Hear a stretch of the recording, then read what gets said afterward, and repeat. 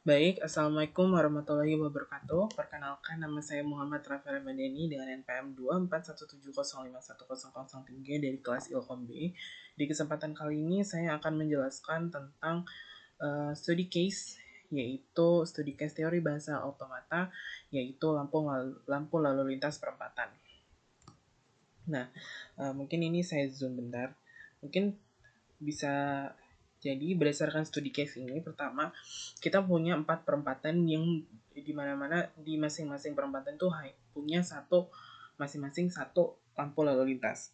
Nah, logikanya adalah kalau misalnya ada satu yang hijau berarti yang lain harus merah karena itu adalah logika dari lampu lalu lintas.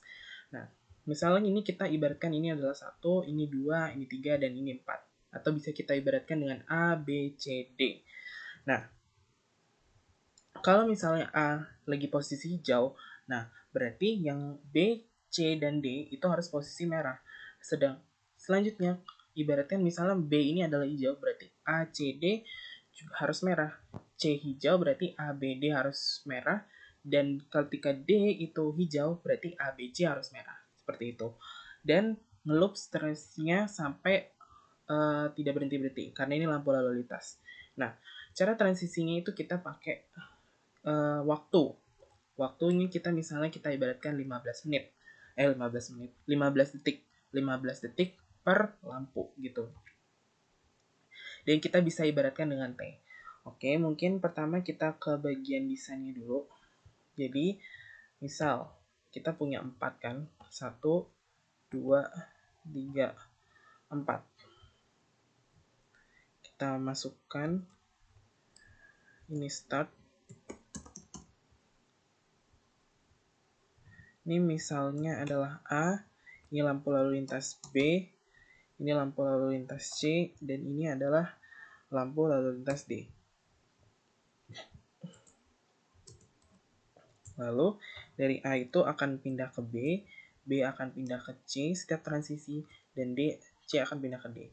Dari D akan kembali lagi ke A. Jadi D akan kembali lagi ke A. Ini kita maaf.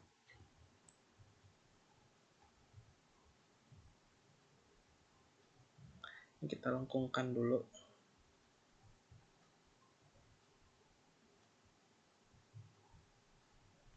Ada. Ini akan menerima input berupa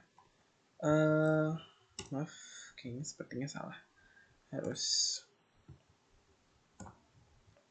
Jadi kurang lebih alurnya akan jadi seperti itu. Ini T di sini. Kita ibaratkan jangan T. W adalah waktu gitu. Waktu. Transisinya adalah W. Nah, dari posisi ke A itu kita masukin lagi ini W seperti biasa. Lanjut.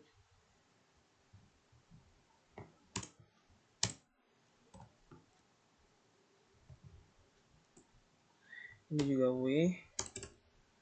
Dan juga ini juga W. Nah, W ini kita ibaratkan sebagai waktu yang tertanda 15 detik. Jadi setiap 15 detik itu akan pindah ke stage selanjutnya, ke stage selanjutnya, dan akan terus looping. Dari D akan kembali ke A gitu. Oke, langsung saja. Berarti ini bisa kita simpulkan, kita tuh dapat stage-nya itu ada A, B, C, D. Dan stage-nya adalah penentu transisinya itu ada W. Misalnya W adalah waktu yang misalnya ini adalah 15 detik. Dan startnya itu kita bisa mulai dari misalnya kita A. Kita ibaratkan startnya mulai dari A. Sebenarnya startnya ini adalah startnya itu bersifat fleksibel, nggak harus di A. Tapi sekarang kita simulasikan bahwa startnya itu di A. Dan finishnya karena nggak ada finishnya, berarti ini akan terus melooping sampai akhir. Karena ini adalah lampu lalu lintas, maka ini tidak mungkin berhenti. Maka dia akan terus melooping terus. Jadi itu bisa kosongkan. Nah, dari sini itu bisa kita buat tabelnya.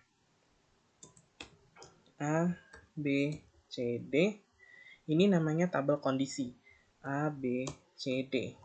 Nah, kalau misalnya A-nya itu hijau, hanya hijau, berarti B-nya merah, C-nya merah, dan D-nya juga merah. Nah, kalau B-nya merah, A-nya hijau, dan B-nya hijau, berarti C-nya merah, D-nya juga merah. Kalau C-nya hijau, berarti